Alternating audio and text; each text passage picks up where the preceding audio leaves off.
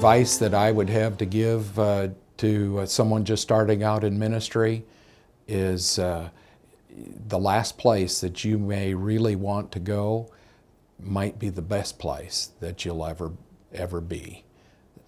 If you're where God wants you to be, He'll use you and you'll be blessed. The big advice I'd say would be to be sure to take your personal time. Get out of doors. Don't just be stuck in the office. Do some exercise, some physical time for yourself and for your family. Don't ignore family.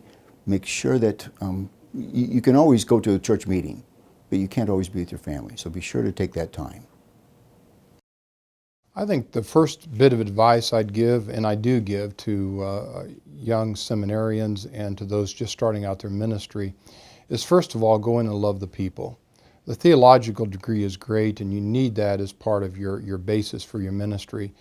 But if you go into local churches and you don't love the people, take care of them, you're not going to be very effective, no matter how educated and how well articulated you might be from the pulpit. I've also, and I learned this 40 years ago when I started my ministry, and I passed this on as well. And that is, each church you go in with the attitude that this is the last church, that this is the church you're going to retire from. Because when you go in with that attitude, you're not looking at that particular congregation being a stepping stone to some promotion down the road, but rather that this is where God has called me and that I am to do my work and my ministry here. And when I become focused on that, I think that you become much more effective as a local church pastor. And I've been blessed. I've only moved a few times, and my current appointment, I will finish 20 and a half years, and will actually take my own advice and retire at a church I came to 20 and a half years ago. The advice that I would give to someone just starting their ministry would be similar to what happened to me. I started being a lay speaker at age 15 and started traveling once I got my driver's license, that I could go to other churches when I was certified, and ended up being a lay speaker for 32 years, even though people kept saying to me, you know, you need to be a pastor. You can touch lives so much more if you become a pastor. And I said, I got to be patient on this because I don't hear God calling me yet.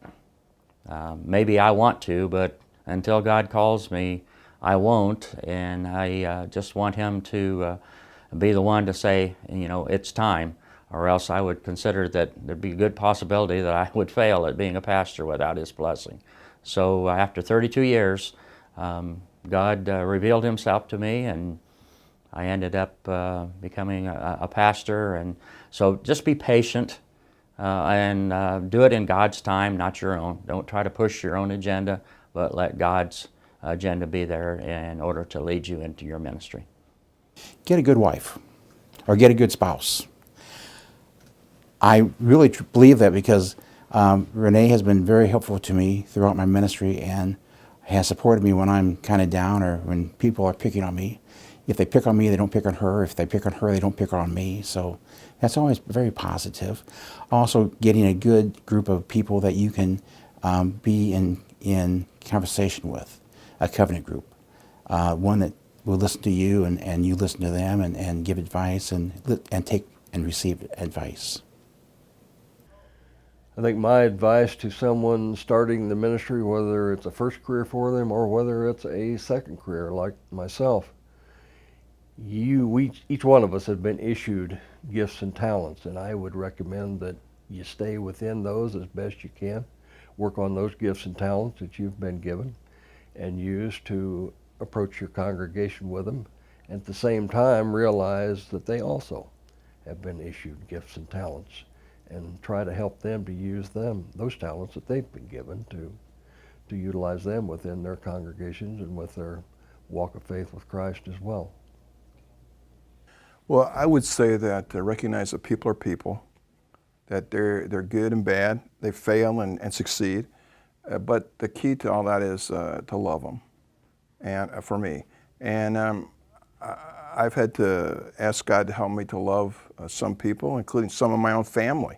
But I think that to love the people, to accept them as people, to realize there's no perfect church, no perfect person, and to show God's love to them and accept them for who they are and ask them to accept you for who you are and show yourself for who you are as a person that fails, as a person that is human, has all kinds of emotions.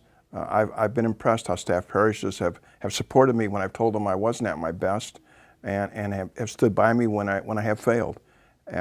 So I would say that the key is to love people, to love the church, and part of that is to take time for yourself so you can ask God to help you to do that, to back away sometimes and get your spiritual resources together.